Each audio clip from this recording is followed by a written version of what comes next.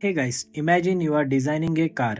You have built the perfect ECU logic, your controller works great on paper, but when you test it on a real vehicle, the behavior is completely different. Why does this happen? Because real world systems are never as simple as equations. That's where planned models in Simulink come in. They help us bring the real vehicle into simulation so we can test everything virtually before touching the actual car. Today we will explore what a plant model is, why it is so important in automotive systems, and how engineers use Simulink to design, simulate, and validate controllers with high accuracy. In simple terms, a plant model represents the physical system that we want to control. If we are building an engine controller, the plant model is the engine. If we are designing a brake controller, the plant model is the wheel and vehicle dynamics. It's basically a virtual version of the real hardware. The plant model responds to inputs just like a real system could. It reacts to throttle, brake, steering, current, voltage, or torque commands and gives outputs like speed, temperature, or pressure. By connecting this plant model with our controller model, we can simulate the closed loop behavior of the entire vehicle system right inside Simulink.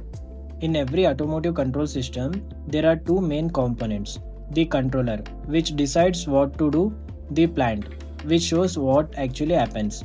For example, in a cruise control system, the controller calculates how much throttle to apply.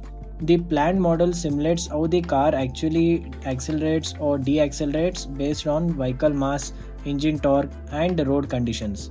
This setup is called a closed loop simulation, where the controller sends commands, the plant reacts, and the feedback goes back to the controller. It's just like a conversation between the brain and the body. The brain sends a command and the body reacts. Testing a control algorithm directly on a real car is risky, expensive, and time consuming. What if the logic fails and causes the engine to overspeed or brakes to lock? That's why we simulate everything first using planned models. They allow engineers to test control algorithms safely, try out different driving conditions like hills, load changes, or slippery roads, optimize parameters without wasting fuel or time, detect issues early before hardware testing begins.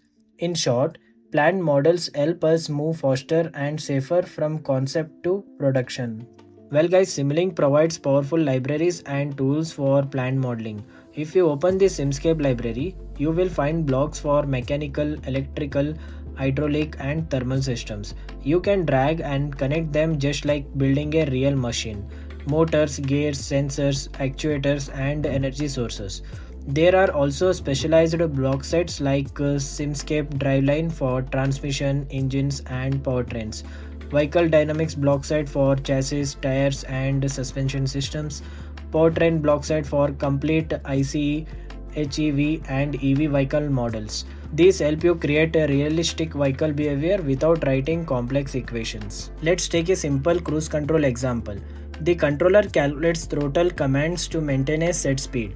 The planned model simulates the vehicle. It considers mass, drag, engine torque, and road slope. When the controller sends a throttle signal, the planned model calculates how the vehicle speed changes. This feedback goes back to the controller, closing the loop. By running the simulation, you can see how smoothly your controller maintains speed even when road conditions change.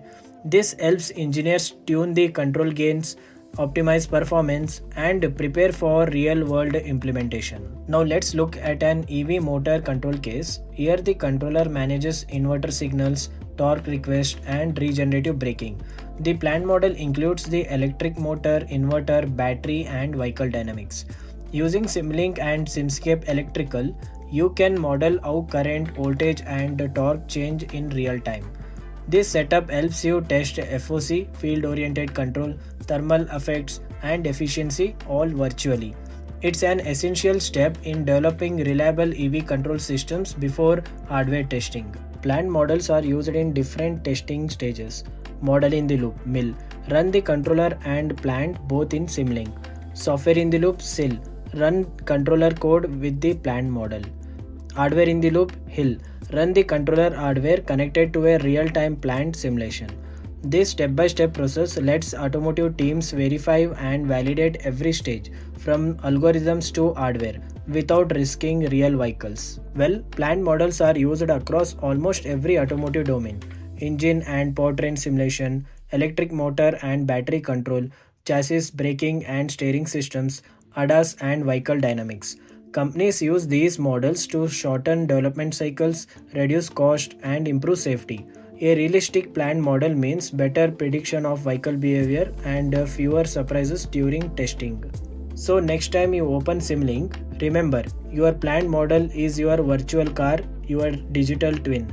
It allows you to experiment, fail safely, learn fast, and perfect your design before it ever hits the road. Planned modeling is one of the strongest tools in modern automotive engineering, bridging the gap between software logic and mechanical reality.